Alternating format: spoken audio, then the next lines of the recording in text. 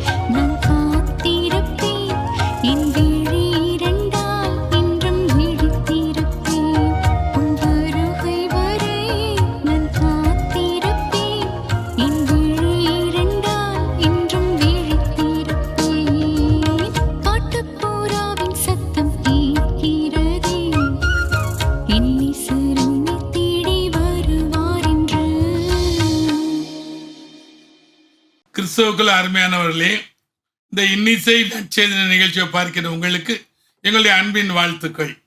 மற்ற நிகழ்ச்சிகளைப் போல அல்ல, நாங்கள் தியாகமாய் உங்களுக்காக உங்களுடைய காயங்களை, மனதின் காயங்களை கட்டும் பொருட்டாக இந்த ஊழியத்தை நாங்கள் செய்து கொண்டு வருகின்றோம்.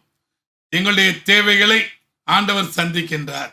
ஆண்டவருக்கே நன்றி.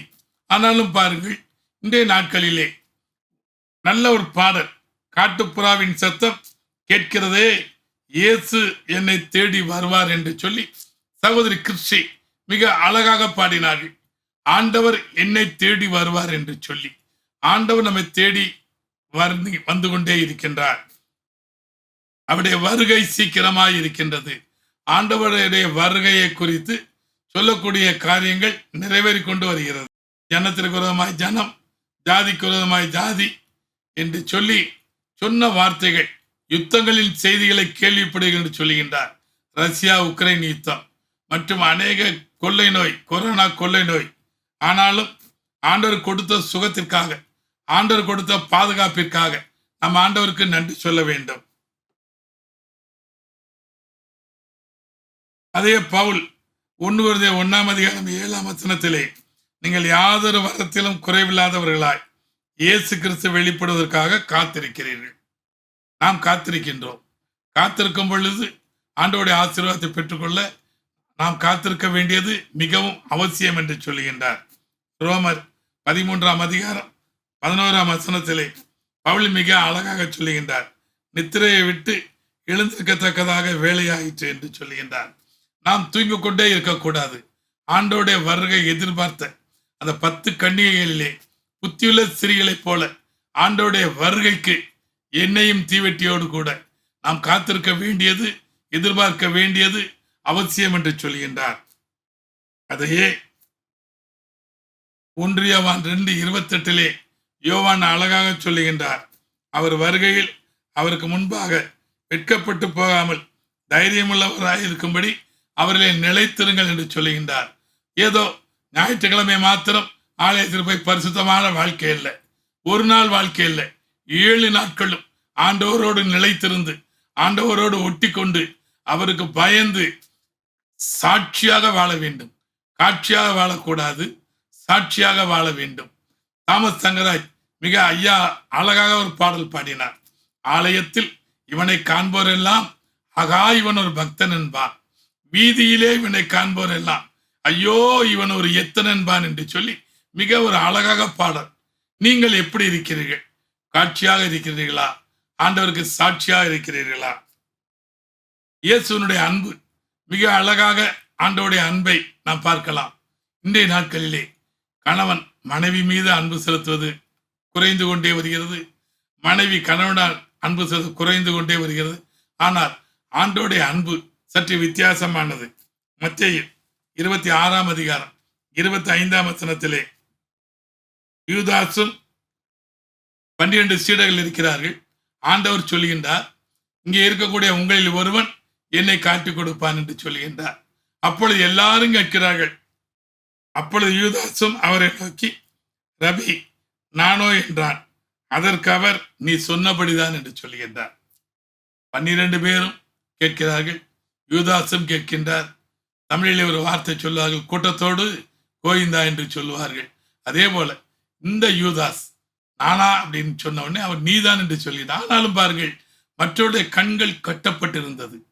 ஏன் என்று சொன்னால், கெத்செமனேயிலே மல்கூசின் காதை வெட்டிய பேதுரு மிக அமைதியாக அமர்ந்திருந்தார். ஏனென்றால் ஆண்டவர் கல்வாரிக்கு போக வேண்டியதை தடை பண்ணாதபடிக்கு காரியங்கள் கிரமமாக நடக்க வேண்டும் என்று தேவன் அனைவருடைய கண்களையும் கட்டி வைத்திருந்தார். அதோடு மாத்திரமல்ல, மத்தேயு 26:49 கூட ரபி நீர் வாழ்க என்று சொல்லி கட்டிப்பிடித்து முத்தம் கொடுக்கின்றார். கட்டிப்பிடித்து முத்தம் கொடுக்கின்றான். பாருங்கள், அவரோடு 3 ஆண்டுகள் வாழ்ந்தான், சாப்பிட்டான், படுத்து உறங்கினான். மத்தேயு 10:1 ஆண்டவருடைய சீடர்களும் அற்புதங்களை செய்தார்கள் என்று சொல்லி வாசிக்கிறோம். இதே யூதாஸ் மூலமாக அநேகம் பேர் சுகமாகி இருக்கலாம். ஆனாலும் பாருங்கள், அந்த அழைப்பை அவன் இழந்து போய் ரபி வாழ்க என்று முத்தம் செய்தான். அப்பொழுது இயேசு யூதாசை நோக்கி, சிநேகிதனே, என்னத்திற்காக வந்திருக்க என்று சொல்லுகின்றார்.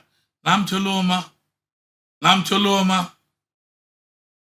காட்டி கொடுக்க வந்த யூதாஸ் காரியத்தை பார்த்து, சிநேகிதனே, என்னத்திற்காக வந்திருக்கிறாய் என்று சொல்கின்றார்.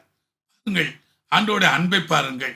இந்த நேரத்திலே நாம் எப்படியெல்லாம் இருக்கின்றோம், ஆண்டோடைய அன்பை உணர்கின்றோமா? சங்கீதம் 28 வசனத்திலே, நாவால் பாட வேண்டும், ஆண்டவரை துதிக்க வேண்டும் என்று சொல்லி, என் நாவு உமது நீதியை நாள் முழுவதும் உமது துதியையும் சொல்லிக்கொண்டே இருக்கும் என்று சொல்லி மிக அழகாக சொல்லுகின்றார். அதே சங்கீதம் 51 15 ஆண்டவரே, என் உதடுகளை திறந்துள்ளும், அப்பொழுது என்னுடைய வாய்மொழி புகழை அறிவிக்கும் என்று சொல்லுகின்றார். நம்முடைய வாயை திறந்து ஆண்டவருடைய புகழை அறிவிக்க நாம் காத்திருக்கின்றோம். இந்த நாளிலும் கூட இந்த நிகழ்ச்சியை பார்த்த உங்களுக்கு எங்களுடைய அன்பின் வாழ்த்துக்கள்.